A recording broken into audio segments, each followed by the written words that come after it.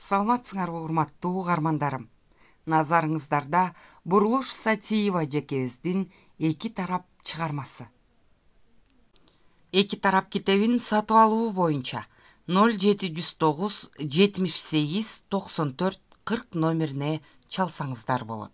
Бул номер китептин автору Бурулуш Сатиева жекебиздин номери. Урматтуу менин угармандарым, каналга катталууну жана бармакча басууну унутпаңыздар.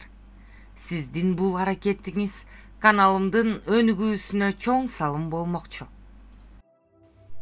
Экинчи китеп 8 бөлүм. Садыр Капарович көксөгөн күн да келди. Бешенесинен нур жанып, жашоо деген белестин туу чокусуна чыккандай бакыттан баш айланат. Орун басаарлыкты эңсеп, канчалаган уйкусуз түндөрдү өткөрдү. Эми минтип ою орундалды. Айланасында ийиктей чимирилген мурунку дос, душманы, атаандаштары эми андан көз каранды болушуп, кол куушуруп, буттарынын учтары менен кирип куттуктап атышат. Баары андан бир нерсе үмүттөнгөндөй. Көздөрүндө айтылбаган өтүнүчтөрү бар. Эми буларды өз билгенимдей калчайм. Каалаганымды колдойм, каалабаганымды орду түбү менен жок кылам. Экинчи мага баш көтөрүп, кың дегиз кылам. Албетте, ушул креслого жетем деп кетирген чыгымдарымды эселеп чыгарып алышым керек. О, Кудай, мага ушунча бакыт бергенине рахмат. Садыр Капарович шыпты карап, Кудайга жалынып койду. Мурунку кабинетинен алда канча чоң, жасалгалуу кабинетте отуруп, эми муну дагы башкачалап жасаш керек. Менин канчалык деңгээлде мурункудан кудуреттүүрөөк экенимди кире бериштен эле сезип турушсун, деп ойлоду. Капыстан телефон чырылдаганда чочуп кетти. Алло, угуп атам. Садыр, орун кут болсун, деди салмактуу коңур үн. Асейин Муратович, рахмат, абдан чоң рахмат. Рахматыңды кийин айтасың. Азырынча ордуңа бышыктап отуруп ал.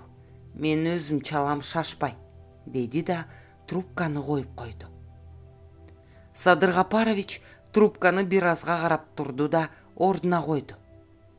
Бул үстөмдүк кылган адамдын сөзү анын эмелеки маанайын бир аз чөктүрдү. Бул эми менин канымды соротко. Буга канча беришим керек? Ортомчулук үчүн өз акысын арзан албаса керек. Эмнеси болсо да эми мага мурункудан алда канча эсе көп акча керек делет окшойт. Акча, акча, акча. Кандай кудуреттүү оокатсың. Акчаны ким ойлоп таптı болду экен? Эми министрдин орун басары болгон соң акча чөнтөгүнө арыктан аккан суудай кирип тураарын ойлоду. Бирок кайра анын бир далайы жогору жактай көздөй агып чыгып кетээрин ойлогондо кабагына көлөкө түштү. Чоң акчанын чоң тешиги болот деген ушубу? Садыр Капарович, уруксат бекен? Капыстан эшик алдындагы катчысы кирди. Кире бер, деди Капарович жылмайып. Албетте, муну да алмаштырыш керек, деп ойлойду ичинен. Ал түгүл мындан жаш, мындан сулуу кызды элестетип да жиберди. Сизге Ахматов Аскар деген адам келиптир. Киргизе берейинби? Ахматов Аскар? Ооба, Ахматов Аскар күзөт фирмасынын жетекчиси экен. Ооба, эстедим, мейли киргиз, деди Капарович. Ал эмне иш менен келди болду экен? Мага күзөт фирмасынын кожоюну абдан керек. Анын үстүнө анын акчасы саман неме. Капарович оюн жыйгыча тыштан коногу кирип келди. Голливудтун актерлорундай кычырап кийинген, далылуу баскан турганы шамдагай, карылыктан али кабар жок жигитти көргөндө Капаровичтин ичи тарый түштү. Ата канат, менин ушул кезим кайда калды? Саламатсызбы? Орун кут болсун. Сиздин ийгиликтериңизди угуп келбей кое алган жокмун. Алмаз жумшак жылмайып учурашты. Капаровичтин бир аз нымдала түшкөн алаканын кармаганда билинер билинбес ичиркенип алды. Баатыр, кел, рахмат куттуктаганыңа. Капарович ордунан обдула калып учурашып, кайра күп этип креслосуна отуруп калды. Сиздин алтын убактыңызды алып көп отурбайын. Сиздин ийгиликтерге кубанып, сиздин чын жүрөгүмдөн куттуктап коеюн деп келип калдым. Эгерде каршы болбосоңуз, сизге ыңгайлуу болгон учурда ордуңузду майлап берсемби деген оюм бар. Алмаз көпкө изилип отурбай келген максатын айтты. Мына жигиттин гүлү деп ушунайт. Буканы мүйүзүнөн бура кармаган сендей жигитке биз кантип макул болбойбуз? Албетте, мен каршы эмесмин. Сен майласаң мен жууп берем. Бирок өзүң айткандай ыңгайлуу учурда. Жарайт, анда ал учур болгондо өзүңүз билдирип коерсуз. Сөзсүз билдирем. Жакшы туруңуз эмесе, бул орун сизге куп жарашыптыр. Алмаз ордунан туруп кайра колун сунду. Рахмат, жакшы баранда. Буюрса жакында жайынча отуруп баарлашабыз. Капарович Алмаздын колун бекем кысып койду. Анын таштай катуу, карылуу колдорунун кубатын сезип, Кудай мындай адамды душман кыла көрбөсүн деп ойлоп койду. Алмаз чыгып кетери менен кабинетке тынчысы кирди. Саламатсызбы, ордуңуз кут болсун. Рахмат, кел отур. Капарович суз учурашты. Жайнакова Кыдырмышев Султан Асанбаевич деген сотко арыз жазды, деди тыңчысы дароо. Дөөлөтүнө манчыркап калган адамдын маңдайында көпкө отургусу келген жок. Ошондой де. Капарович арсарды эстегенде маанайы чөктү. Демек, өзү барган экен да. Жан дүйнөсү эңшерилип, канчалык бийик көтөрүлгөнүнө карабай, ушул аялдын алдында өзүнүн алсыздыгын сезип, каны кайнап чыкты. Ата канат, муну өлтүртүп салсам да жеңе албайт окшойм. Үшкүрүп жибергенин өзү сезбей калды. Маңдайында аны жалдырап карап отурган тыңчысын акшырая бир карап алды. Болдубу? Ооба, болду азырынча. Тыңчы мунун маанайынын өзгөргөнүн көрүп үрөйү учту. Бара бер анда. Капарович колун шилтеп койду. Бирок Жайнакованы көз жаздыңдан калтырба. Жарайт, жакшы туруңуз. Тыңчы шашылыш чыгып кетти. Анын артынан кабинетке жардамчысы келди. Уруксаат бекен. Гитлердин жардамчысы Гиммлерди элестеткен адам акырын учурашты. Жада калса көз айнеги окшош. Кириңиз. Садыр Капарович колун жаңсап маңдайдагы орундукту көрсөтүп койду.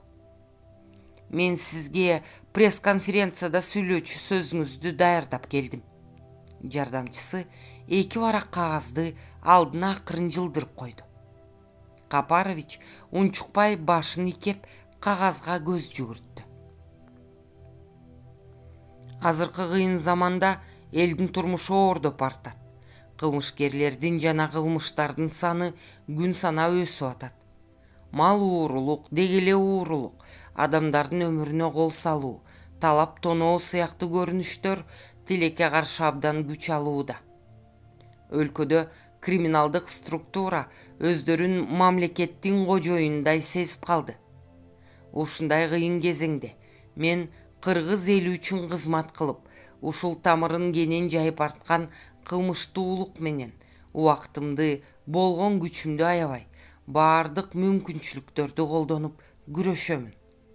мамлекеттик коопсуздугун, элдин, жердин коопсуздугун көздүн карегиндей сактап, өлкөдө тартип орнотуу үчүн талыкпай күрөшөм деген сөздөрдү окуганда Капарович ыраазы боло ыңгыранап калды.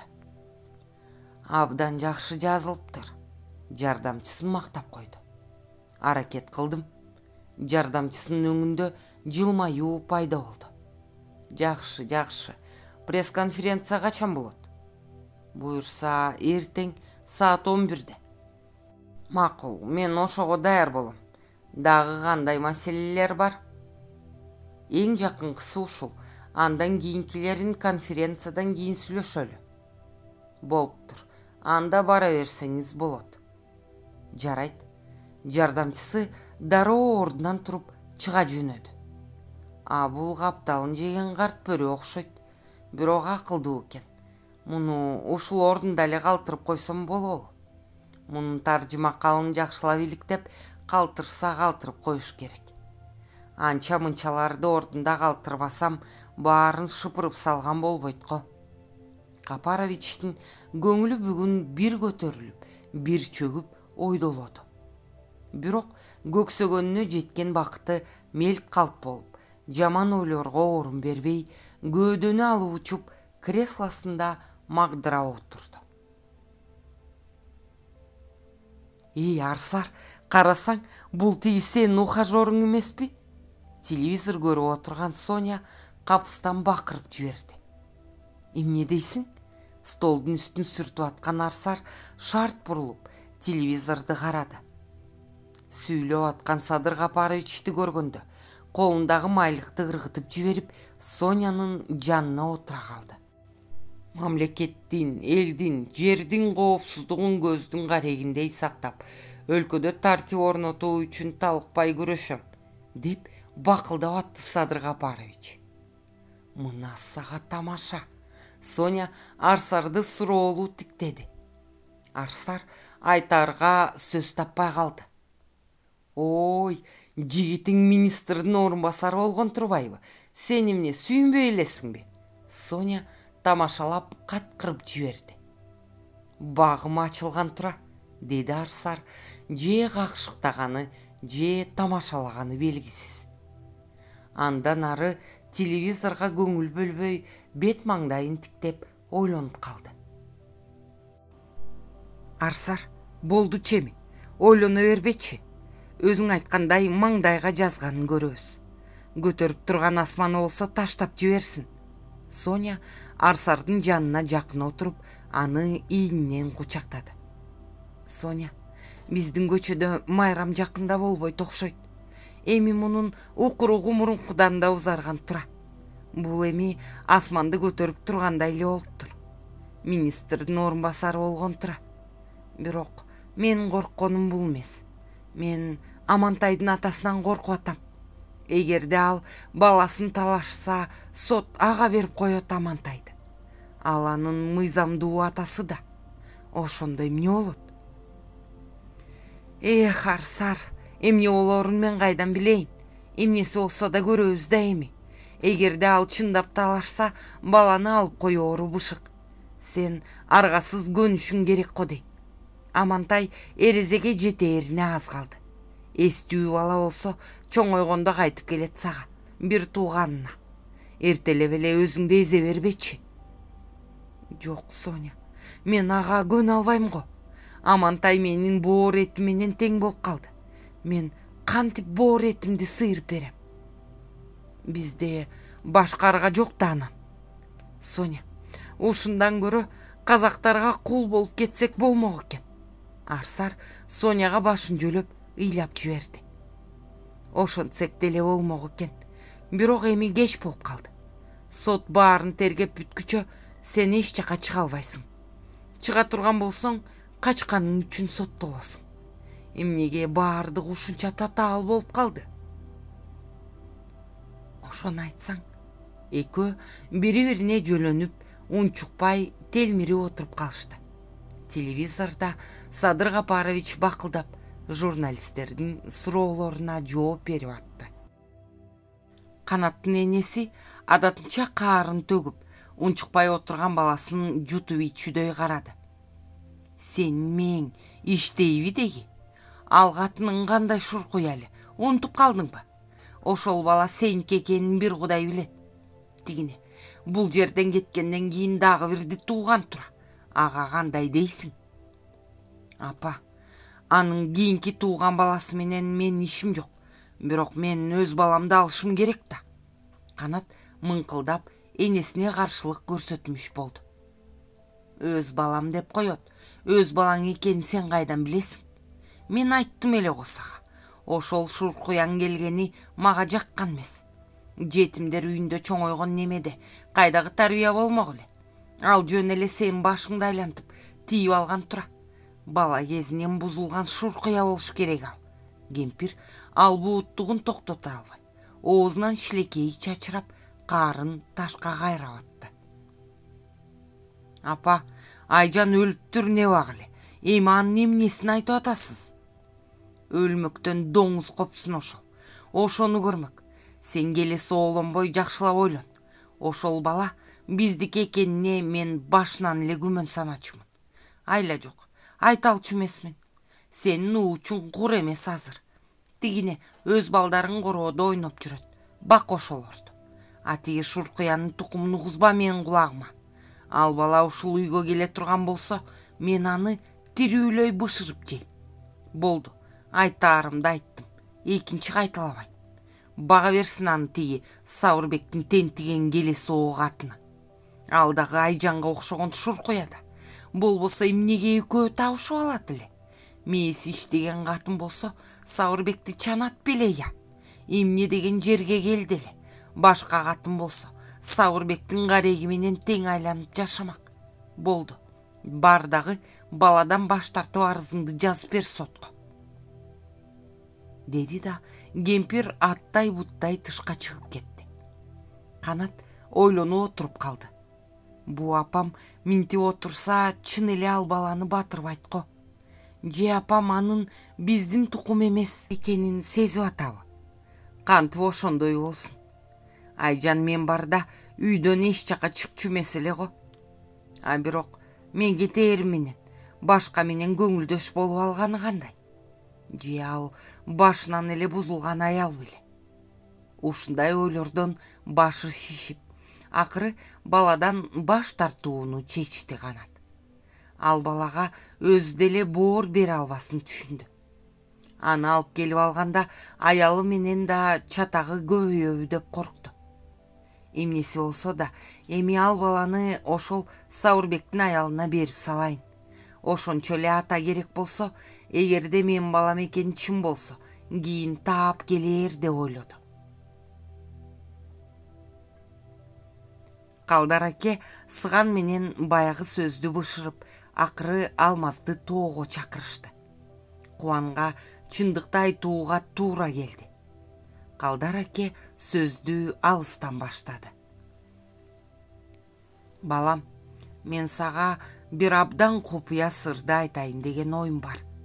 Сен бул сөздү укканда өзүңдү карман. Бул оңой жаңылык эмес. Бирок эми айтпасам болбой калды, деди баласынын көзүн карабай. Ата, эмне эле табышмактатып атасыз? Ал эмне болгон сөз? Атасынын кейпин көрүп, Кубан тынчсызданды. Жакшы сөзбү деги аныңыз? Жакшы балам, жакшы сөз. Болгондо да абдан кубанычтуу сөз. Бирок сен катуу сүйүнүп кетпе, абайла. Баласынын оорусун билген карыя этият болгусу келди.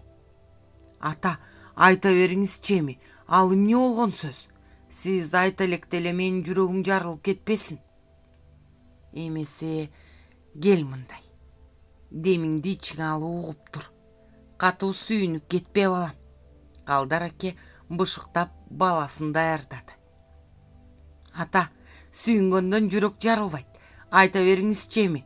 Чоң атам тирилип келгендей эле болуп атасыз да, деп Кубан атасынын жанына отурду.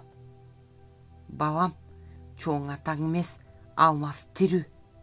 Карыя айтаарын айтып алып, баласынын колун бекем кысты.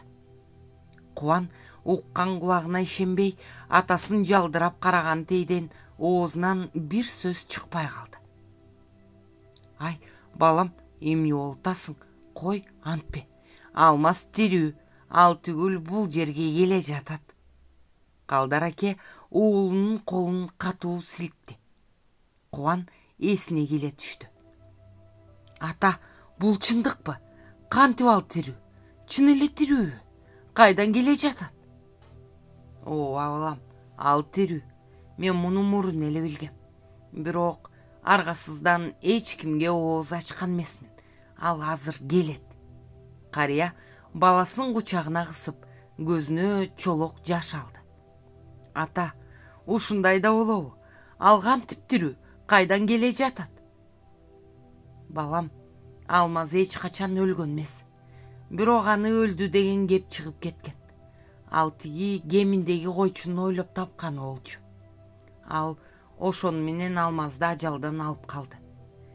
Мен муну кеминге барганда эле билип келгем. Бирок эч кимге айта алган эмесмин. Алмазды баш кесерлер жон коймок эмес тирүү экенин билишсе. Ошондуктан ушунча жыл бул сырды катып жүрүүгө туура келди. Эми деле ал ачык жүрө албайт. Бирок сага чындыкты билүүгө убакыт келди. Ата, мен баарын түшүндүм.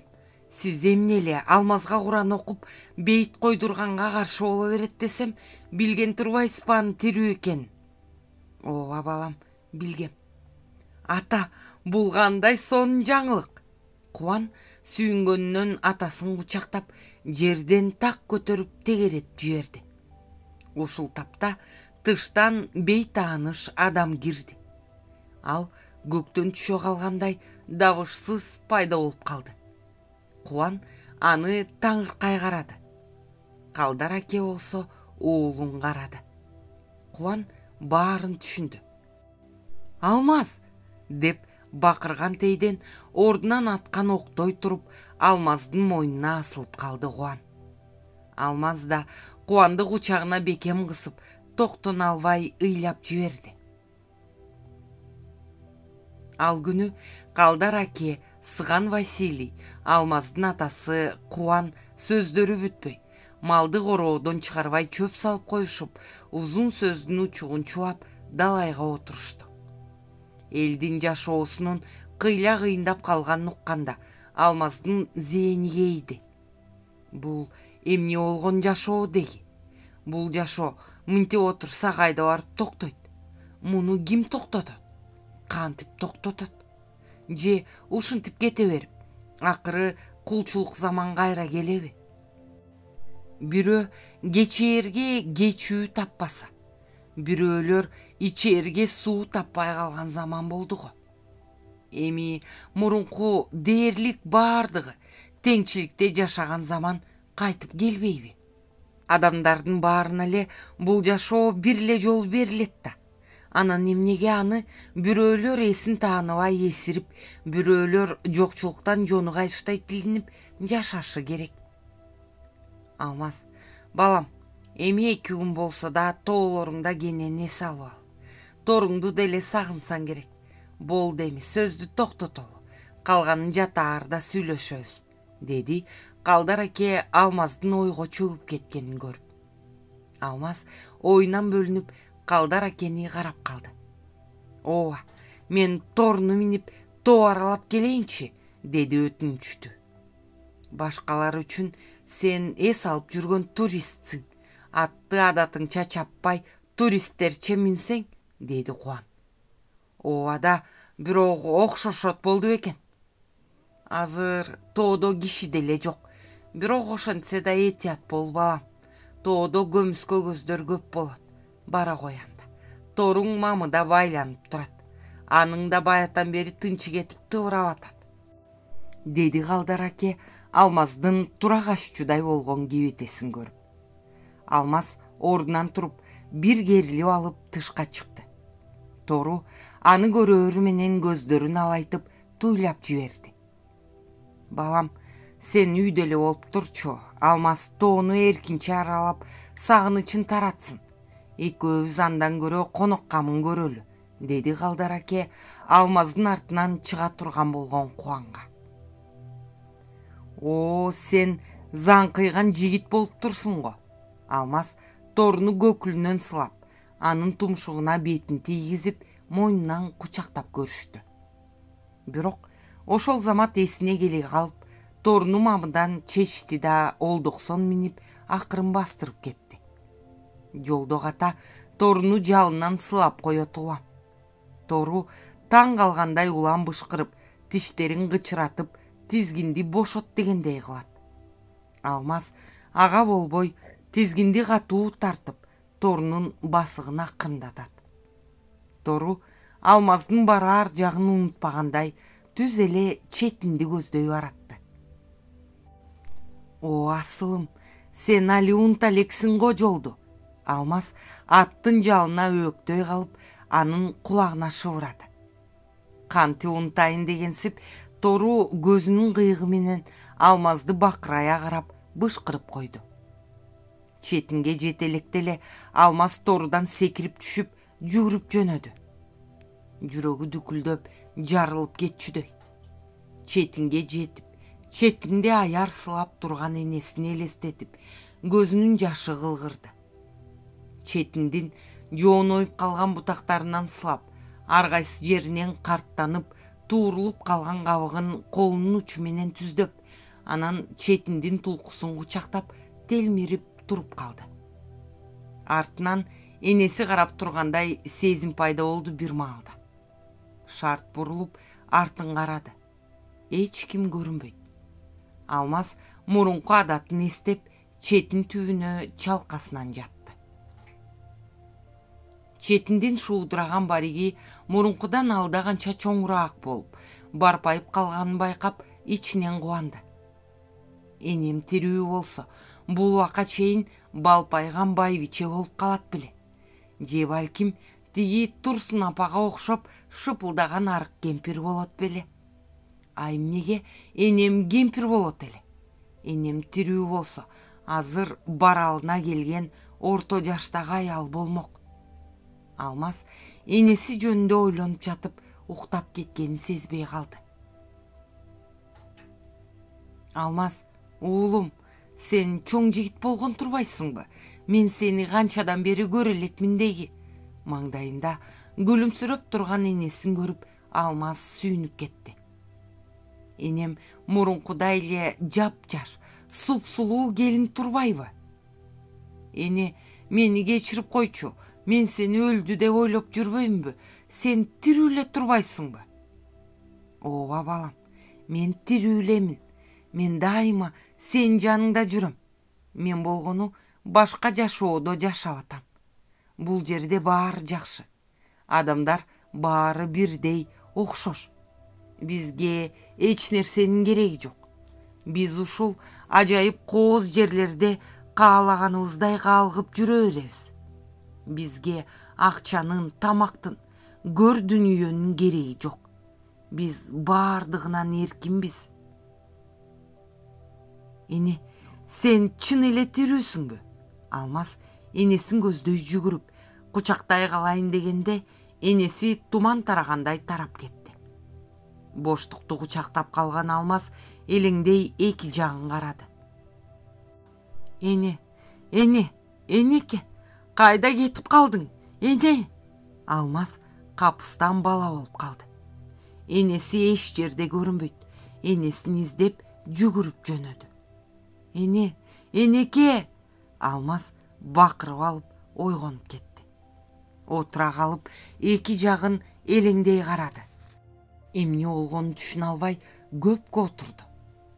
Бир маалда туруп барып, аркы коктудагы жылжып аккан сууга бетин жууп, андан моокуму кангыча котуштап ичип алып, четин түбүнө кайра келди. Энесине Куран окуту. Капыстан арсар оюна келди. Экөө ушул четин түбүндө туруп коштошконун эстеп, каңырыгы түтөдү.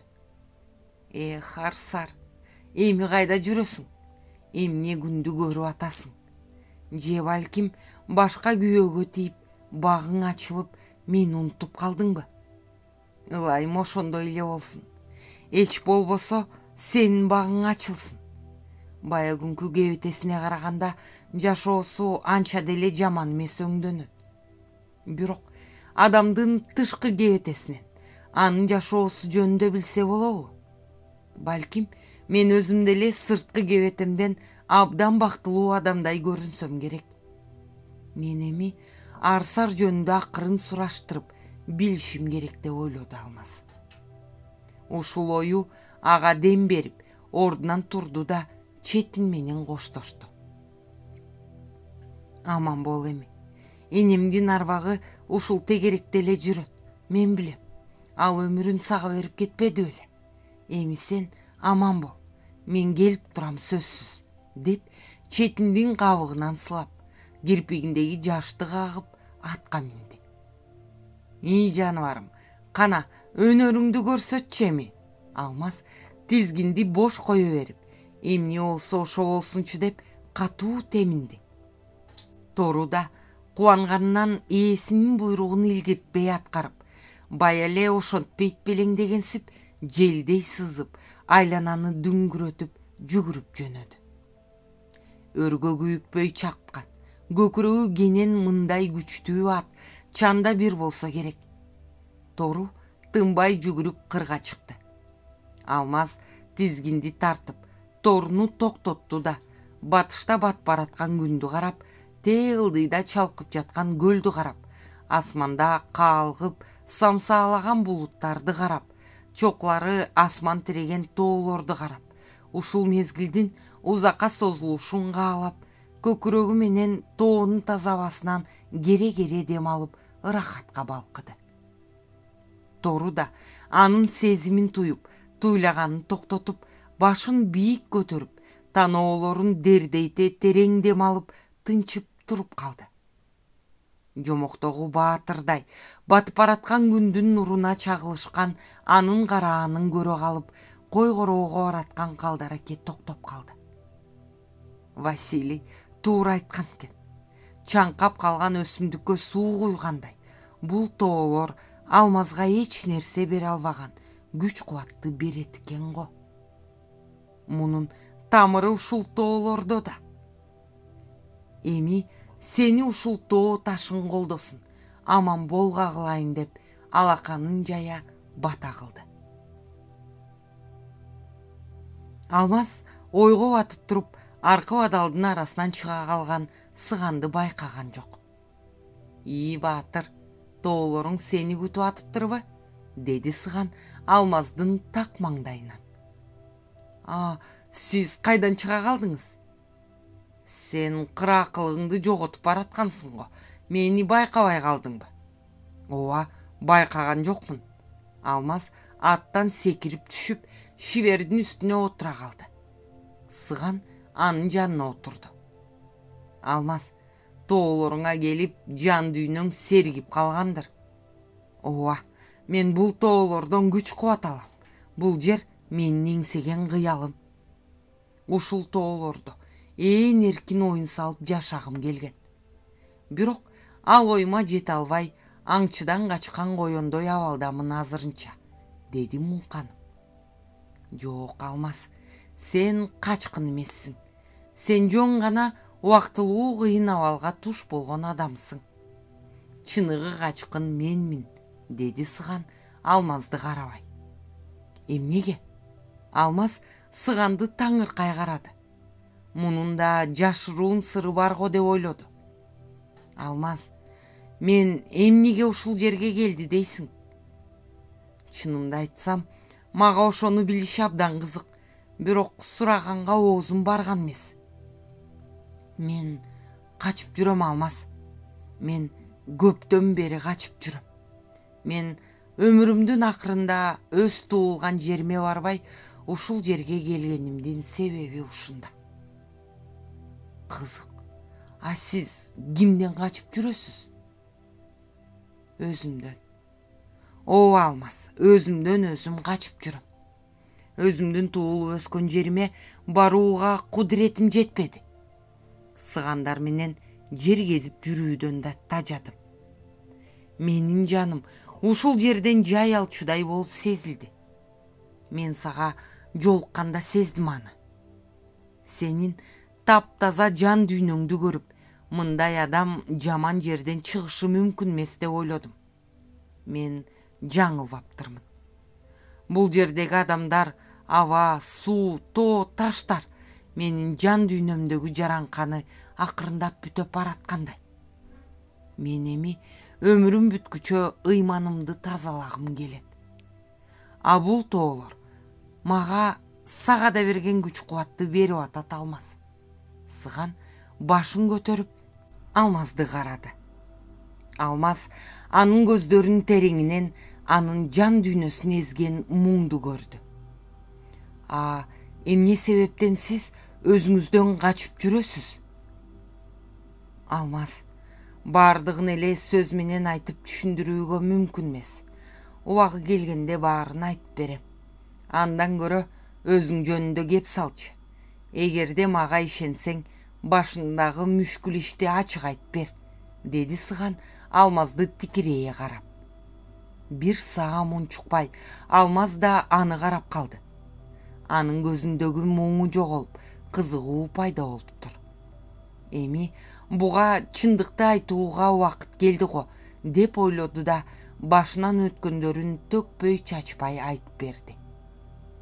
Алмаз, сенин абалың чынында эле опурталдуу экен. Бирок бул абалдан деле чыгасың. Сени тагдыр дагы далай калчайт. Негизгиси тагдырыңа моюн сунуп мөгдүрөп калба. Калганынын баары оңоло турган иш, деди Сыган Алмаздын тарыхын уккандан кийин. Ооба, мен эми түшүндүм. Адам башына түшкөн мүшкүл ишти кандай кабыл алса ошондой болот экен. Эгерде аны болбогон нерсе катары кабыл алып, ага жеңил карасаң, ал жеңил көйгөй болот экен. Эгерде башыңдагы ишти аябай оор нерсе катары кабыл алсаң, ал көйгөй өзүнүн чыныгы абалынан алда канча оор болот экен. Туура ойлогонсуң, Алмаз. Көйгөйлөр чечиле турган нерселер экен го. Дагы айтаарым, бир гана өзөгүңдү сындырып алба. Ал ушул сен туулуп өскөн жериң сенин демиңе дем кошуп, өзөгүңдү сындырып албоого өбөлгө болот. Ошондуктан колуңдан келишинче бат-баттан каттап тур бул жерге. Албетте, абайлашың керек. Ошентсе да туулган жериңдин кудуретинен кубат алып турушуң керек. Рахмат сизге. Мени бул жака келсин деген сиздин сунушуңуз тура. Кубан менен да ачыкка чыкканыма сүйүнүп атам. Алмаз, сага эмнеден берээрин сездим мен. Адам жан дүйнөсү үчүн кайдандыр бир кубат алып турушу керек. Сага сенин тоолоруң гана кубат берет. Атүгүл сенин атаңа да кандай кубат берип атат, көрдүңбү? Ооба, атам үчүн да рахмат сизге. Анын абалы абдан жакшырып калыптыр. Сиз берген дары шыпаа болгон тура. Алмаз, адамды кээде дары эмес, ишеним айыктырат. Мен издеген чөптү тапкан жокмун. Бирок башка чөптөн дары жасап бердим. Атаң ошол дарынын кудуретине ишенди. Ошондуктан өзүн жакшы сезип калды. Бирок мен атаңды айыктыра алган жокмун. Эч болбосо кыйналбай кетсин дедим. Эмне дейсиз? Атам айыккан жокпу? Алмаздын денеси дүркүрөп, ичиркенип алды. Жок, Алмаз, атаң айыккан жок. Мен болгону анын оорусун басаңдатып койдум. Ошондуктан ал өзүн жакшы сезип калды. Бирок атаңдын жашоосу бүткөнү калды. Сыган башын жерге салды. Ошондойбу? А мен атам айыккан экен деп ойлоп атпаймынбы? Алмаз, чындыкка тике кара. Атаң өз өмүрүн өзү кыскартып алган. Себеби бир кезде анын өзөгү сынып калган. Ал ичкен арак эмес, анын сынып калган өзөгү ушул ооруга алып келген. Атаң сенин энеңдин өлүмүн көтөрө алган эмес. Ошондуктан күйүттөн арылам деп аракка берилип кеткен. Акыры арак айыккыс ооруга алып келди. Бирок Мен убагы келгиче оорусун сезбей жашасын деп аракет кылып атам. Демек, атам байкуш энемди жоготконун көтөрө алган эмескен го. А мен болсом аны жек көрчүмүн. Арак ичкени үчүн жек көрчүмүн. А Калдар акем көрсө, ошону түшүнүп атама жардам берген тура. Көрсө мен жөн эле атамды түшүнө албай жүргөн келеси отурбаймынбы? Алмаз башын жерге салып, бетин басып отуруп калды. Жок, Алмаз, сен келеси эмессиң. Адам ошентип улам жашы өйдөлөгөн сайын акылы да өсөт. Сен балалык сезимиң менен ошенттиң. Сен атаңдын көөдөнүндө эмне болуп атканын көрө алган жоксуң да. А Калдар акең болсо далайды көргөн адам. Аны көрө алды. Куру бекер өзүңдү күнөөлөй бербе. Андан көрө атаңдын акыркы күндөрүндө ага жылуу сөзүңдү аябай мээримиңди төк. Кызы жакын болгону да ага кубат берип атат. Ошентсе да сен анын уулусуң. Анын жүрөгү сенден жылуулукту күтүп атат, деди Сыган башын көтөрүп. Айтыңызчы, атама канча калды дагы? Балким мен күчтүү дарыгерлерден таап келемин. Жок, Алмаз, атаңа эми эч ким жардам бере албайт. Андан көрө анын аз калган жашоосун жеңилдет.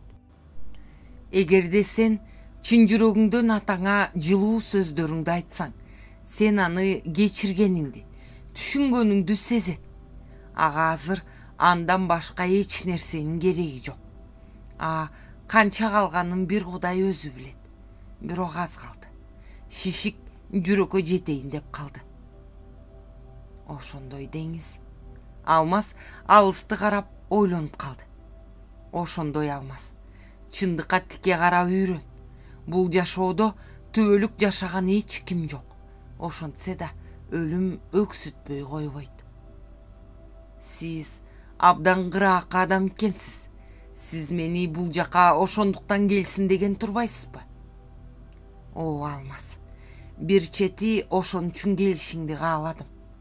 Мен Калдар акеңе да чындыкты айткан жокмун. Бирок сен билишиң керек. Атаң кеткен учурда келе албай калышың мүмкүн. Сенин иштериң оорлошуп, оордоп баратат. Сен акыркы күндөрү бошобой калышың мүмкүн. Ошондуктан колуңдун келишинче көбүрөөк жүрүп кеткенге аракет кыл бул жолу. Сенин өзүңө да дем күч керек болот. Сыган Алмаздын колун бекем кармап, ушул сөздөрдү жакшылап эсиңе тут дегендей кылды. Алмаз унчукпай Сыгандын көздөрүн карады. Экөө дагы бир ирет үнсүз байланышты. Сыгандын колдорунун жылуулугу Алмаздын алаканын ысытып жиберди. Алмаз, сен эркексиң, кайраттуу бол. Атаңдын жашоосунун аз калганын сен экөөбүз гана билебиз. Жашоого ушинтип келмей бар, кетмей бар дегендей, бул акыры боло турган иш. Сен бет маңдайыңа тике кара, күрөшүңдү улант, деди Сыган көздөрүн ирмебей. Ооба, мен баарын түшүндүм. Алмаз башын ийкеп үнсүз жооп берди. Арсар бир эсе күйүнүп, бир эсе сүйүнүп келе жатты үйгө. Түз эле Соняныкына барууну чечти. Ооба, ага болгон жаңылыктарды айтып албаса, кантип тынч отурат үйдө. Соня, отурчу мындай. Арсар кирип келип диванга отура калды. Эмне болуп кетти? Тынччылыкпы деги? Терезенин чаңын сүртүп аткан Соня ишин токтотуп Арсардын жанына отурду. Сүйүнчү, Амантайдын атасы баласынан баш тартты. Арсар сүйүнүчтүү кабардан баштады. Чын элеби? Соня сүйүнгөнүнөн ордунан тура калды. Ооба, сотко арызын жазып кеттир. Ой, Арсар, куттуктайм. Андан оңой кутулган турбайсыңбы? Ал эмнеге антип бат эле баласынан баш тартты экен? Билбейм эмнеге анткенин. Балким эне атасы каршы болушса керек балага. Бирок энеси биз качкан күнү баланы алып кала көргүлө деп бакырып аткан. Айтор канат баласынан баш тартыптыр. Анда сон болгон турбайбы? Бирок соттун кекиртеги кернейде экен. Мыйзам боюнча балдарды баары бир балдар үйүнө бериш керек. Тиги буу деп отуруп, кыскасы $10,000 сурады. Ошончо сурадыбы? Жарылып кетпейт бекен деги? Жарылса жарылып кетер, бирок 10,000 бериш керек ага. Кыяз өзүнөн жогору жактагыларга беретимиш ал акчаны. Өзү болсо мага боор оруп, балдарды мага эле калтыргысы келет экен көрсө. Арсар жини менен тиштерин кычыратып жиберди. Ой, анча акчаны кайдан алабыз? Эмне, банкка ууруга кирелиби? Ооба, мен план түзүп койдум. Сен макул болсоң эле болду. Экөөлөп эч ким билбегидей кылып уурдап чыгабыз банктан акчаны. Бирок көбүрөөк эле алалы, Арсар чын дилинен айтып атканы өңдөнүп, досун карады. Сонянын алдасы оозунан түшүп калды. Ай, сен эмне деп атасың? Эс акылың ордундабы? Ой, сен коркпо. Мен баарын ойлонуштуруп койдум. Кайсы банкка кириш керек экенин да билем, деди Арсар кенебей. Ай, жинди болбочу сен, кайдагы банк? Сен коркуп атат окшойсуң, анда өзүм эле кирейин эми. Арсар калп үшкүрүп койду. Соня унчукпай, эч нерсеге түшүнбөй Арсарды карап калды. Арсар чыдабай бырс этип күлүп жиберди. Ой, өлүп кеткир. Ушу сенин тамашаларың? Соня досунун тамашасын эми түшүнүп, тултуюп калды. Болду эми, таарынбачы мага. Тултугумго менин. Анан кайдан алабыз акчаны? Же чын эле банкка ууруга кирелиби? Ох, Арсар, ушу сени кээде өлтүрүп салгым келет да. Башыңа иш түшүп, айла кетип турса да тамашаларың калбайт го. Сонечка, эгерде башыбызга иш түшкөн сайын тамашалаганды унутуп калсак, жинди болуп кетпейбизби? Экөөбүздүн башыбыздан көптөн бери балей кете элек го. Аның деле чын. Жанагы өлүп кеткен күйөөң келгенден бери баары чаташып калды. Болуптур эми. Аны айттык эмне, айтпадык эмне? Андан көрө акчаны кайдан алабыз эми? Соня, мен үйдү сатам, деди Арсар ишенимдүү. Жинди болбочу, үйдү сатып үйүп кайда жашайсың? Анда банкка ууруга кириш керек. Ой, болдучу эми, үйдү бат эле сатыш кыйын. Анан кайра тиги бандиттердин колуна түшүп калбайбызбы? Үйдүн акчасын да алдырып ийип, же уйдан жок, же уй байлаган жиптен жок болуп калбайлы. Соня, тиги сот өзү жардам берем дейт. Мен аны менен ачык сүйлөштүм. Кыязанын тааныштары бар окшойт. Азыр ортомчулар көбөйүп кетпедиби? Ошол ортомчулар аркылуу саттырып берем дейт үйдү. Мен ага айттым. Анда акчасын ошол ортомчулардын өзүңүз алып, ашканын мага бериңиз дедим. Ал ошого макул болдубу? Ооба да, буйдалбай туруп макул болду. Бирок бул иш жөнүндө эч ким билбесин деди. Болбосо эки баладан тең куру каласың дейт. Ал дароо эле ошолорго чалып сүйлөштү. Мен үйдү 12.000 бааладым. Эртең келип көрүшөт экен. Мына, акыркы жаңылыктар ушундай. Бирок мен үйдү сатаарыма көп деле кейген жерим жок. Мен Амантайдын атасы баш тартканына сүйүнүп атам. Эгерде биз сотко сураганын берсек, ал чечим чыгарып берсе, биз андан кийин эч кимден коркпой жашай беребиз. Тиги шүмшүк эч нерсе кыла албай калат. Мен ошондон кутулаарыма сүйүнүп, үйсүз калаарыма да кейген жерим жок. Соня, кел андан көрө экөөбүз эс алып, бир бөтөлкө вино ичели, деди Арсар. Ошонтелиби? Соня Арсарды ишенбегендей карады. Ооба, ошонтелчи, балдарды алып, шаардын четине чыгып эс алып келели. Мен эч нерсеге кайрылгым келбей калды. Эмнеси болсо да көрө жатаарбыз. Мен балдарды даярдайын, сен да даярдан. Такси менен шаар четине чыгып эс алалы бүгүн.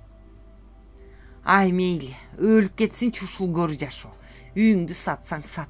Биз ушул үйгө деле эптеп батабыз. Соня колундагы майлыкты ыргытып жиберип, ордунан турду. Эми аны шашпай сүйлөшөлү. Мен кеттим анда даярданганы. Сен да тезирээк даярдансаң. Арсар чымын куюн болуп чыгып кетти.